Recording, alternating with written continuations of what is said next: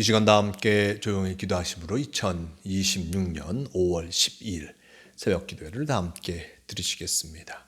조용히 기도하시겠습니다. 오늘도 우리를 일깨워 주시는 주님, 어떤 날은 왠지 기도하기도 싫고 일하기도 싫고 모든 것이 귀찮아질 때가 있습니다. 주님께서 이런 날에 우리의 마음을 아시니 그대로 두지 마시고 우리의 마음을 일깨워 주시기를 원합니다. 우리가 게으르거나 나태하지 말게 하시고 주님을 온전히 인식하게 하사 주님께서 우리를 위하여 얼마나 놀라운 희생을 하셨는지 깨닫게 하여 주시기를 원합니다. 우리의 생활 속에 주님의 뜻을 온전히 이루게 하시고 온 마음으로 주님께 기도를 드리게 하여 주시옵소서. 이 새벽에도 우리의 심령의 은혜를 주심을 감사드립니다. 주님과 함께함을 통하여서 그 은혜에 응답하며 살아가게 도와주시옵소서. 오늘도 우리와 함께하여 주심을 믿어오며 우리 주 예수 그리스도의 이름으로 기도드리옵나이다. 아멘. 다 함께 사도신경으로 신앙 고백하시겠습니다. 전능하사 천지를 만드신 하나님 아버지를 내가 믿사오며 그 외아들 우리 주 예수 그리스도를 믿사오니 이는 성령으로 잉태하사 동정녀 마리아에게 나시고 본디오 빌라도에게 고난을 받으사 십자가에 못 박혀 죽으시고 장사한 지 사흘 만에 죽은 자 가운데서 다시 살아나시며 하늘에 오르사 전능하신 하나님 우편에 앉아 계시다가 저리로서 산자와 죽은 자를 심판하러 오시리라. 성령을 믿사오며 거룩한 공회와 성도가 서로 교통하는 것과 죄를 사하여 주시는 것과 몸이 다시 사는 것과 영원히 사는 것을 믿사옵나이다. 아멘. 이 시간 함께 하실 하나님 말씀 출애굽기 22장 16절에서 31절까지의 말씀, 이 말씀 제가 봉독합니다. 사람이 약혼하지 아니한 처녀를 꾀어 동침하였으면 납폐금을 주고 아내로 삼을 것이요 만일 처녀의 아버지가 딸을 그에게 주기를 거절하면 그는 처녀에게 납폐금으로 돈을 낼지니라. 너는 무당을 살려두지 말라. 짐승과 행음하는 자는 반드시 죽일지니라. 여호와 외에 다른 신에게 제사를 드리는 자는 멸할지니라. 너는 이방 나그네를 압제하지 말며 그들을 학대하지 말라. 너희도 애굽 땅에서 나그네였습니다. 너는 과부나 고아를 해롭게 하지 말라. 내가 만일 그들을 해롭게 함으로 그들이 내게 부르짖으면 내가 반드시 그 부르짖음을 들으리라. 나의 노가 맹렬함으로 내가 칼로 너희를 죽이리니 너희의 아내는 과부가 되고 너희의 자녀는 고아가 되리라. 내가 만일 너와 함께한 내 백성 중에서 가난한 자에게 돈을 구워주면 너는 그에게 채권자 같이 하지 말며 이자를 받지 말 것이며 내가 만일 이웃의 옷을 전당 잡거든 해가 지기 전에 그에게 돌려보내라. 그것이 유일한 옷이라. 그것이 그의 알몸을 가릴 옷인즉 그가 무엇을 입고 자겠느냐. 그가 내게 부르짖으면 내가 들으리니 나는 자비로운 자임이니라. 너는 재판장을 모독하지 말며 백성의 지도자를 저주하지 말지니라. 너는 내가 추수한 것과 내가 짜낸 즙을 바치기를 더디하지 말지며 내 처음 난 아들들을 내게 줄지며 내 소와 양도 그와 같이 하되 이랫동안 어미와 함께 있게 하다가 여드레 만에 내게 줄지니라. 너희는 내게 거룩한 사람이 될지니 들에서 들짐승에게 찢긴 동물의 고기를 먹지 말고 그것을 개에게 던질지니라. 아멘. 네, 오늘 말씀 출애굽기 22장 16절에서 31절 이 말씀을 통하여서 도덕에 관한 법이라는 제목으로 함께 말씀을 나누려고 합니다. 우리 계속하여서 하나님께서 이스라엘 백성들에게 전하는 그 법의 모습들을 나타내주고 있습니다. 먼저 십계명을 하나님께서 이스라엘 백성에게 알려주셨고 이제 구체적으로 그 십계명을 세세하게 설명하는 그 모습들을 계속하여서 법을 해석하며 일단 나타내주고 있는 것을 보게 됩니다. 오늘 말씀 속에서는 도덕에 관한 법, 그 삶의 모습 속에서 도덕하는 그 법을 나타냅니다. 16절 말씀, 사람이 약혼하지 아니하는 처녀를 꾀어 동침하였으면 납폐금을 주고 아내로 삼을 것이요 만일 처녀의 아버지가 딸을 그에게 주기를 거절하면 그는 처녀에게 납폐금으로 돈을 낼지니라 라고 전합니다. 혼인의 모습 속에서 약혼하지 아니하는 처녀를 꾀어서 동침하였으며, 아직 약혼하지 아니하다, 결혼을 약속하지도 아니하였는데 함께 동침하였다라면 일단 그 여인과 함께 해야 할 것이요, 결혼해야 할 것이고 납폐금을 주고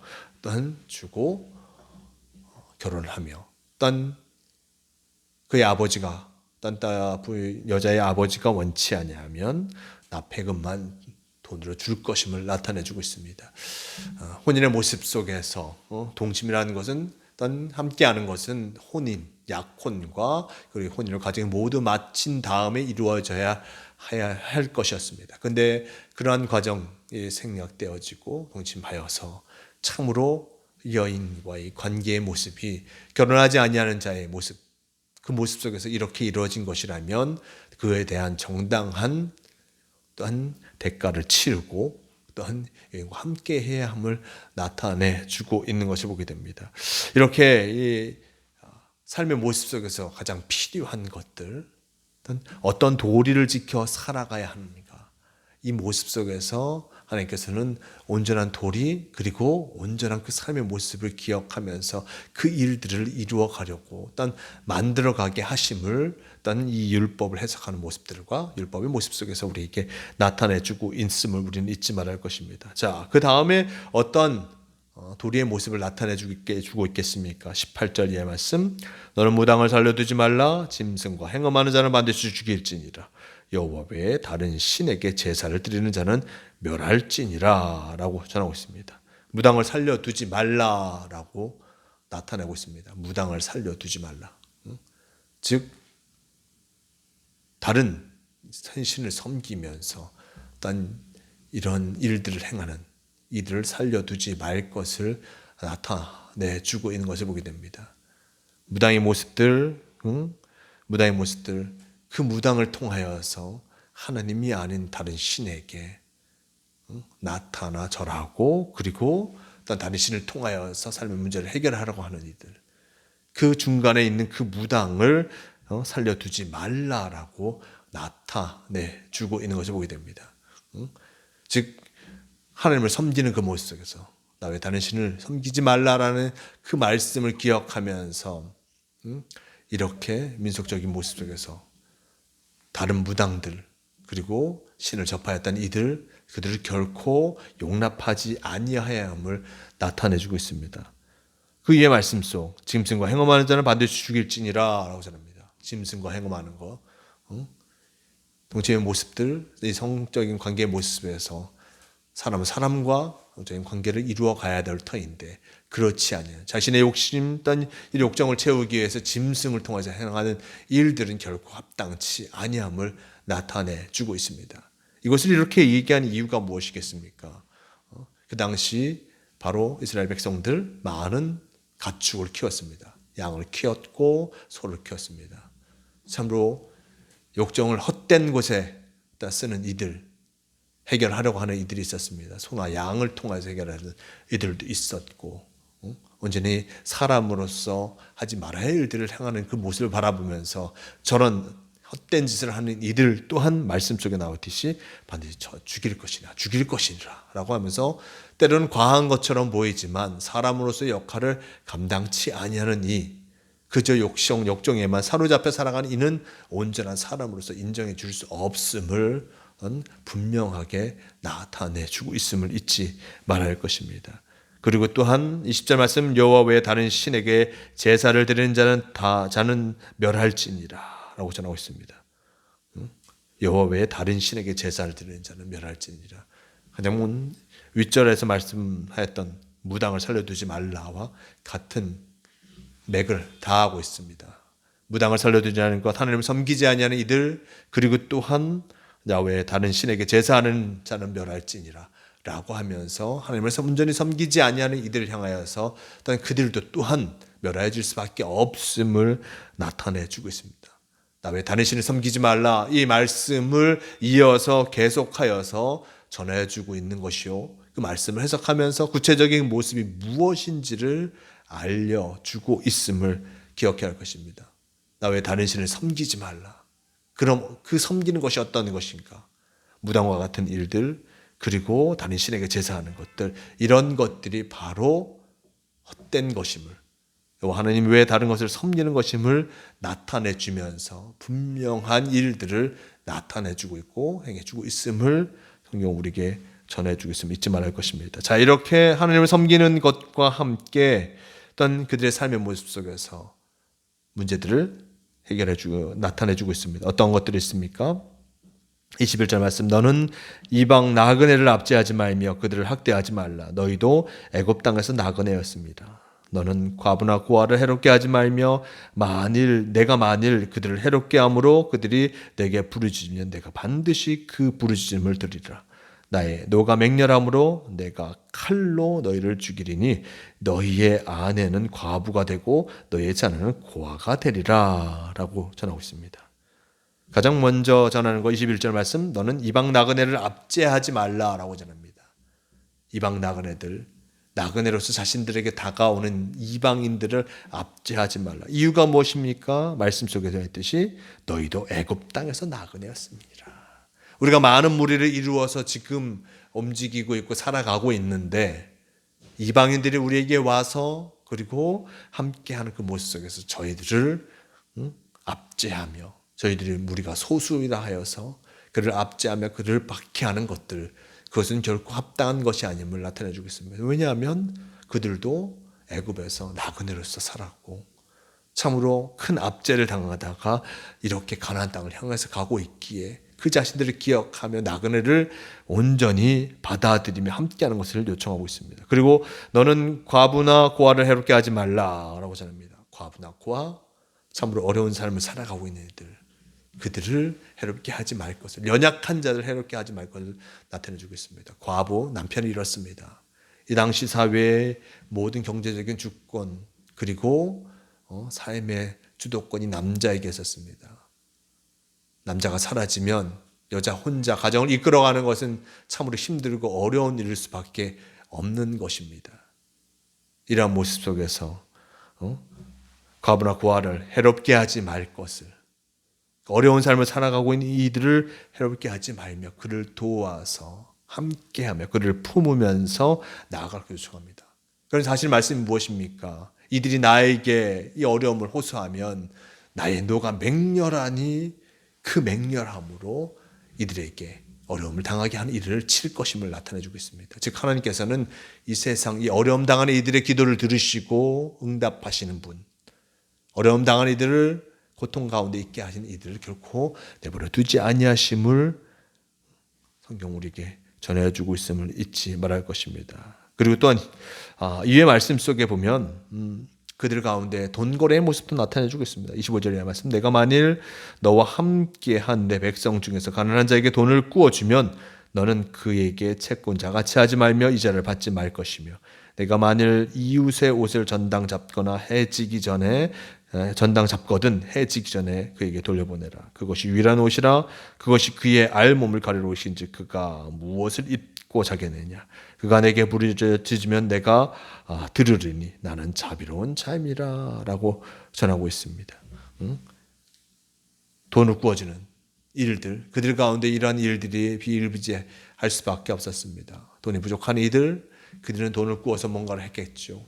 근데 돈을 구워줄 때 같은 민족에게, 내 백성 중에 가난한 자에게 돈을 구워주면 채권자 같이 하지 말라라고 얘기합니다. 같은 민족들의 모습들, 같은 이들, 하나님의 자녀인 이들이 참으로 돈을 구워줄 때 채권자 같이 하지 말며 이자를 받지 말 것을 하고 있습니다.